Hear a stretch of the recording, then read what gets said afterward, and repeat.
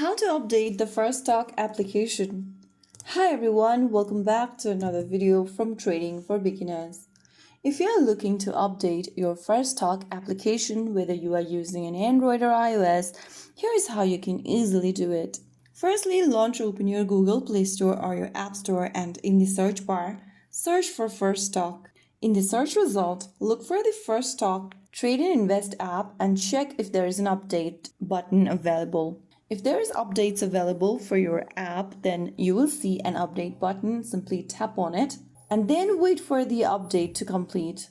Once the update is done, you can tap on Open to launch the updated Firstock application open. So that's it. That's how you do it.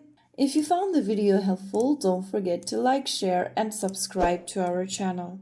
I will be back again in the next video. Thank you for watching.